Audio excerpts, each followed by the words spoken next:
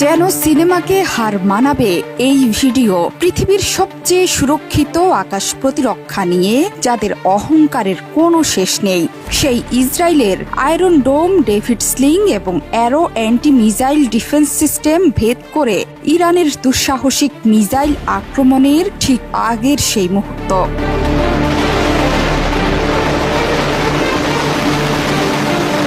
ইরানের পক্ষ থেকে প্রকাশ করা হলো অপারেশন ট্রু প্রমিস 2 এর মিসাইল আক্রমণের ভিডিও, যেখানে দেখা যাচ্ছে মাটির নিচে থাকা বিশাল টানেলে একটির পর একটি সাজিয়ে রাখা মিসাইল প্রস্তুত করা হচ্ছে আক্রমণের জন্য।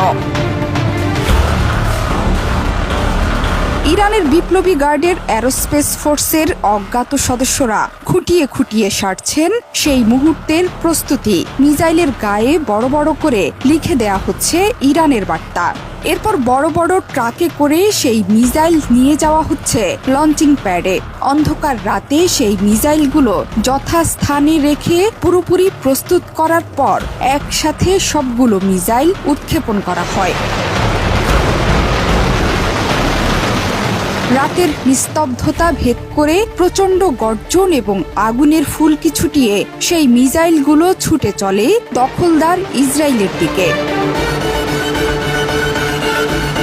মূলত সেই রাতে ইরান 181টি ফাত্তাহ হাইপারসনিক এবং শাহাব ব্যালিস্টিক মিসাইল দিয়ে ইসরায়েলে হামলা চালায়। এর 90% মিসাইলই ইসরায়েলের আকাশ প্রতিরক্ষা ব্যবস্থা ঠেকাতে ব্যর্থ হয়। একে একে এসব মিসাইল আছড়ে পড়ে ইরানের 3টি বিমান ঘাঁটিতে। ইরানের এই অভিযানের মূল দায়িত্ব পালন করে ইরানের বিপ্লবী গার্ড বাহিনীর অ্যারোস্পেস ফোর্স।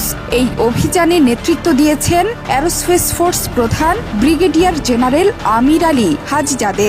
ইসরায়েল এখনো পর্যন্ত এই অভিযানের ফলে ক্ষয়ক্ষতি স্বীকার না করলেও ফাঁস হওয়া স্যাটেলাইট চিত্রে দেখা গেছে দেশের অন্যতম 3টি বিমান ঘাঁটি তেলনৌফ, নেটজেরিম এবং নেভাতিমে আছড়ে পড়ে এসব মিসাইল। ইসরায়েলের 3টি বিমান ঘাঁটিতে যুদ্ধ বিমান রাখার হ্যাঙ্গারগুলো শক্তিশালী কোনো কিছুর আঘাতে ক্ষতিগ্রস্ত হয়েছে, এমনই এক চাঞ্চল্যকর স্যাটেলাইট চিত্র ছড়িয়ে পড়েছে। এসব হ্যাঙ্গারে রাখা ছিল ইসরায়েলের সর্বাধুনিক প্রযুক্তির যুদ্ধ বিমান। এগুলো হলো মার্কিন যুদ্ধ বিমান F-35 এবং F-15 সুপার ঈগল। এসব বিমানের এক একটির দাম মিলিয়ন মিলিয়ন ডলার। অত্যন্ত স্পর্শকাতর এসব বিমান ইসরায়েল যুক্তরাষ্ট্রের কাছ থেকে পেয়েছিল।